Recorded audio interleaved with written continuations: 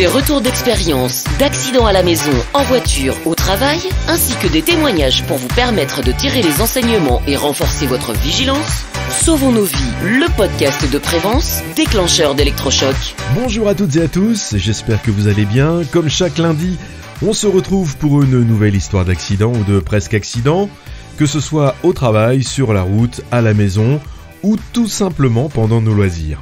L'objectif est de vous apporter des réflexions et aussi quelques enseignements pour éviter qu'un jour, peut-être, vous ne vous retrouviez dans une situation identique avec peut-être des conséquences encore plus graves. Si vous souhaitez échanger avec nous, n'hésitez pas via notre page LinkedIn Sauvons nos vies et nous attendons vos remarques et nous ne manquerons pas de répondre bien sûr à tous vos messages. Il est 8h du matin en ce 7 juillet 2020. Le navire est immense, en cale sèche depuis plusieurs semaines. Demain, il doit absolument reprendre la mer. À bord, les techniciens savent faire, les chefs de service pressent les équipes, l'ambiance est tendue.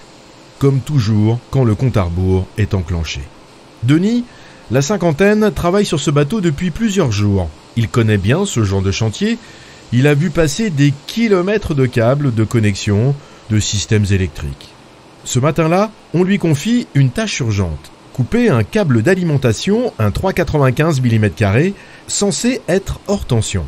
Tension annoncée, 440 volts. Mais selon son chef, il n'y a aucun danger, il n'est pas alimenté. Une parole sèche, rapide, presque rassurante. Denis hésite, ce câble, il ne lui inspire pas vraiment confiance. Mais voilà, on le presse. Et puis, c'est le chef qui le dit, non ? Il n'a pas le temps de poser plus de questions, alors il s'équipe, mais pas complètement. Pas de gants isolants, pas de vérification avec un vérificateur d'absence de tension. On perdrait encore plus de temps. Lucie, sa collègue, l'accompagne. Elle est jeune, sérieuse, elle lui fait confiance.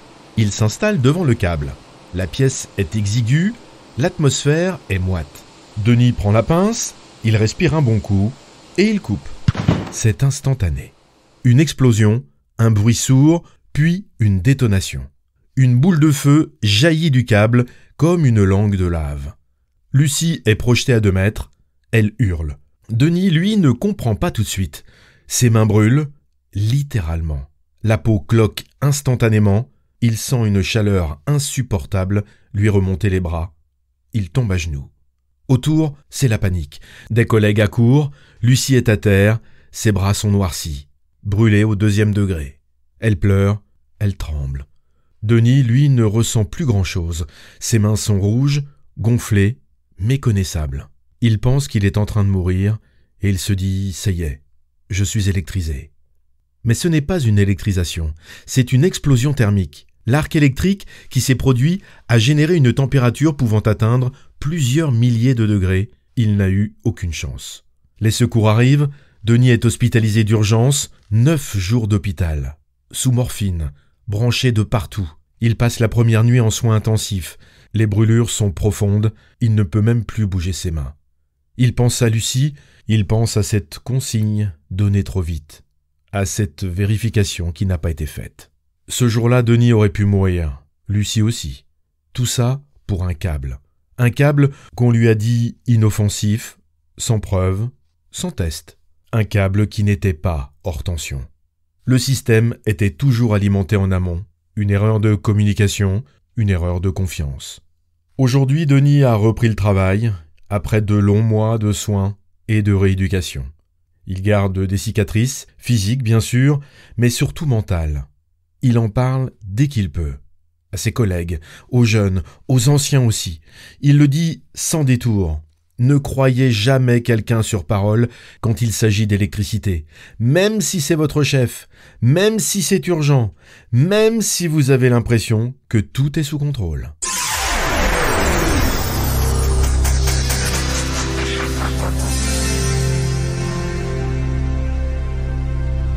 Bien sûr, l'enseignement que l'on peut tirer de cette histoire, c'est de ne jamais intervenir sur une installation électrique sans avoir vérifié soi-même l'absence de tension à l'aide d'un appareil de mesure approprié, quelle que soit la parole donnée. L'urgence ne justifie jamais de sacrifier la sécurité. Une mission rapide peut entraîner des conséquences graves, irréversibles, voire mortelle. Denis a eu de la chance, une drôle de chance quand on sort de l'hôpital avec des mains carbonisées. Mais il est en vie, et Lucie aussi. Alors, il parle, il témoigne pour que son erreur serve à éviter d'autres drames. Parce que la sécurité, ce n'est pas une option, c'est une exigence. Même quand il faut aller vite, surtout quand il faut aller vite. Je vous rappelle que 2 personnes perdent la vie chaque jour au travail en France. Oui, 2 personnes par jour qui ne rentrent pas chez elles en fin de journée. C'était Sauvons nos vies, merci de nous avoir écoutés. Abonnez-vous bien sûr pour ne rater aucun épisode. Partagez aussi cette histoire avec vos équipes, vos collègues, vos amis. Et souvenez-vous qu'une vie vaut plus que n'importe quelle urgence. On se retrouve bien sûr lundi prochain pour une nouvelle histoire. Très belle semaine à vous et surtout, sauvons nos vies.